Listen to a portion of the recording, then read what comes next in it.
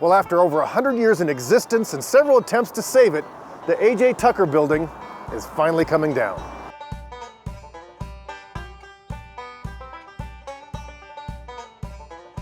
Yeah, it's bittersweet to lose a building. It always is. The interesting thing to me about the A.J. Tucker Building is that A.J. himself wasn't around very long.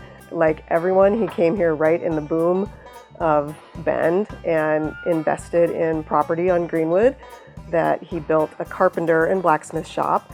Took a year to construct, was done in 1919. He built a house for his family behind the building. Sadly, pneumonia took AJ's life in 1921, and his wife Alfreda was left to take care of it on her own. From there, it gets handed off to a variety of different business owners, mostly as an auto shop, auto sales and service, that kind of work, being leased by his widow, Alfreda, who lived in the house behind the building.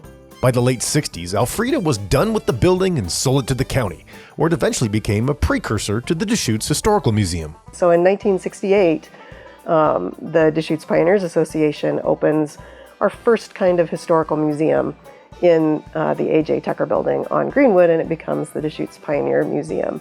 And the very next year, in 1969, the house is taken down behind it.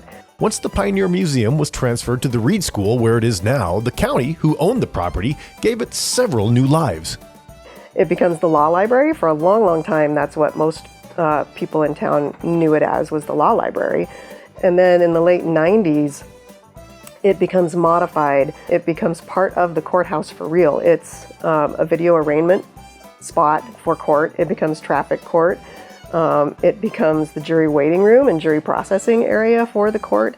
So it has this weird little life attached to the courthouse. But sadly, that weird little life of the A.J. Tucker Building came with a weird little fatal flaw. It actually never had a foundation. And so what you can do with the building, was always going to be limited by that really big construction fact. It's not actually a building you can pick up and move. That's not what would really happen in trying to save it.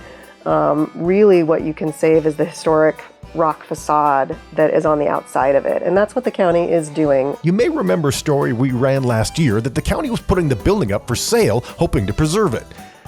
But there were no takers, sadly. They tried. So what the county is doing is numbering and harvesting all of the facade rock work that, it can still maybe find a purpose down the line in a memorial. Maybe we can do something at the World Park in front of the county offices, something like that. So not getting rid of the historic fabric, saving it to see if we can repurpose it somehow. So perhaps, maybe not all hope is lost. For Central Oregon Daily News, I'm Scott Elmas.